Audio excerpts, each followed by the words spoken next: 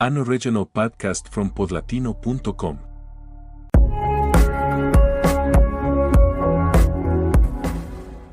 There's something in youth that wants to be seen, not always in a crude or calculated way, but with that genuine need to occupy a place in the world, to feel like your own life carries weight, to have others confirm that you are someone. In the 12th century, that desire took very concrete forms: parties, expensive clothes, weapons, war, camaraderie among equals. And in Assisi, a city in central Italy shaped by thriving commerce and family rivalries, a young man named Francis was growing up surrounded by every condition to have exactly that kind of life. His father, Pietro di Bernardone, was a prosperous, well-traveled, and ambitious cloth merchant. He had built a fortune and wanted his son to carry it forward. Francis didn't seem to resist. He spent generously, threw parties, wore the finest fabrics from his father's shop, and moved through the world with the ease that money gives when you've never had to earn it. He was well-liked, charming, the kind of person who could get others excited about almost anything. But he was also sensitive, more than he usually let on. And that sensitivity, which in his youth looked like nothing more than social grace, would eventually become the nerve through which everything that changed his life would enter. The dream that drove him most was military glory. The ideals of knighthood ran strong in that era, and Francis wanted to be part of that world, brave, recognized, remembered. So when conflict broke out between Assisi and the neighboring city of Perugia, he threw himself in with enthusiasm. But the battle didn't go as he had imagined. He was captured and spent nearly a year as a prisoner. When he returned, he came back sick, physically worn down, and with something inside him that wouldn't quite settle back into place. The glory he had chased wasn't there. His body took months to recover. And while he was recovering, Francis began to notice things he hadn't been able or willing to see before. Illness does that sometimes. It stops the outward motion and forces a turn inward. Francis started pulling back from the parties, seeking out solitary places to pray, asking himself with increasing urgency what he was actually looking for.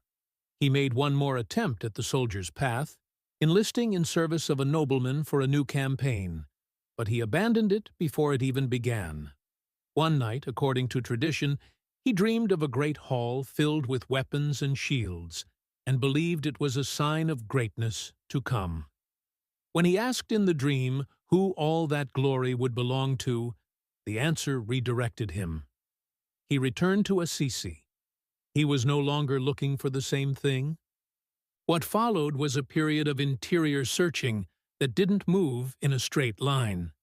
Francis prayed, wandered away from the city, circled the crumbling old churches in the surrounding hills, and during that time he had an encounter that shook him in a way no battle ever had. He came across a leper.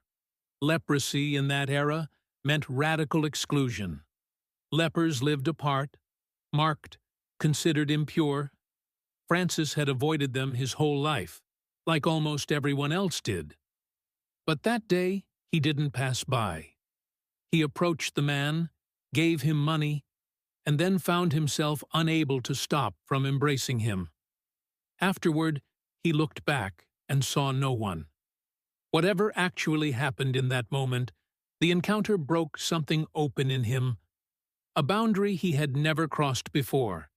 The revulsion at real misery, at the sick body, at the kind of exclusion that society treats as normal. Shortly after, while praying in the small ruined church of San Damiano, Francis had a spiritual experience that would mark him for the rest of his life. Tradition holds that from the crucifix in that church, he heard a voice asking him to repair its house. Francis understood this at first in a literal sense.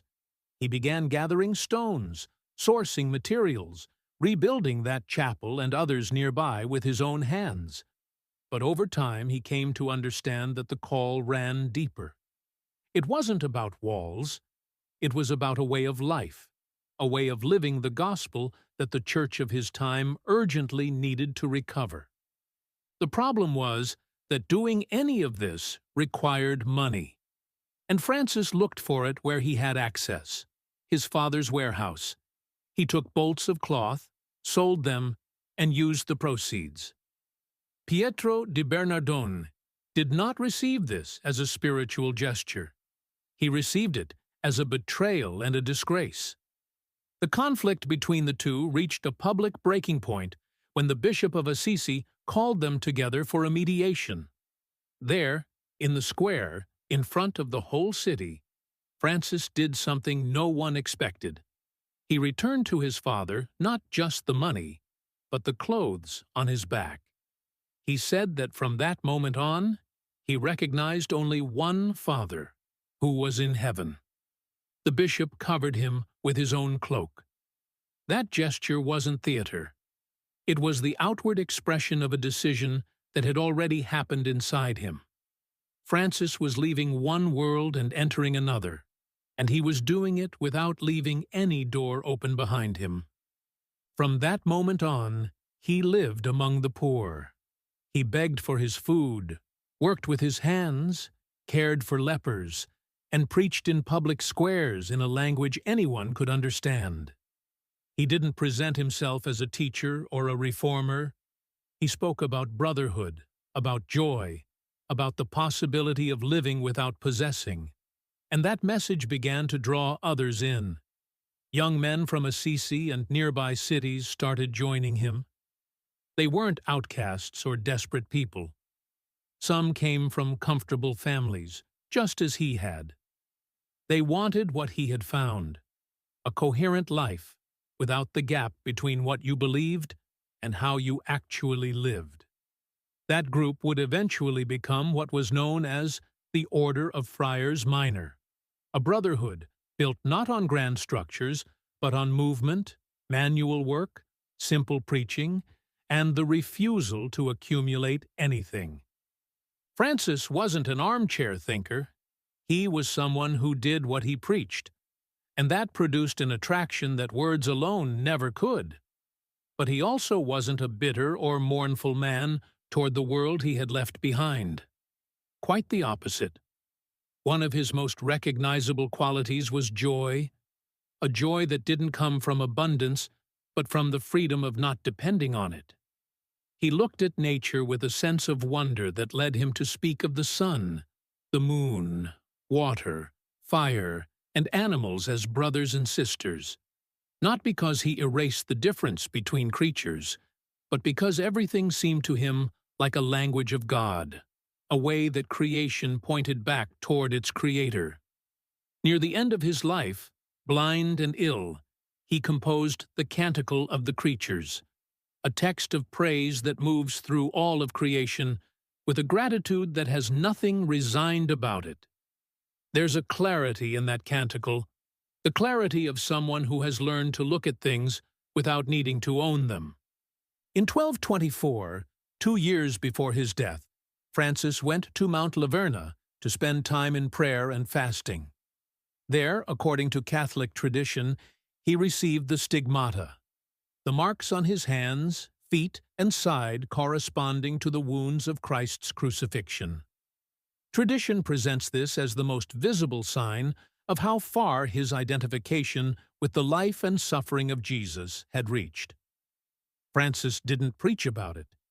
He carried it in silence, as something that needed no explanation.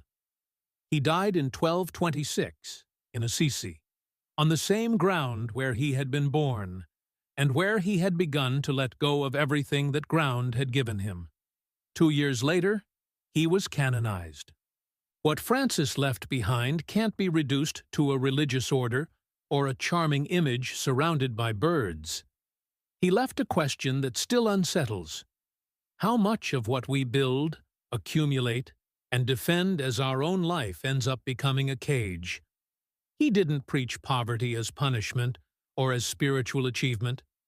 He lived it as a way of moving more freely, unburdened by what has to be protected, proved, and maintained. And that freedom, which in his time looked like madness, keeps pressing on us because the problem it answers hasn't gone away. The need to be seen, recognized, and secure still drives most human decisions. Francis didn't resolve that need by suppressing it. He transformed it, finding elsewhere what prestige never quite delivers. Assisi is still there, and the question that man asked in the 13th century is still waiting for an answer.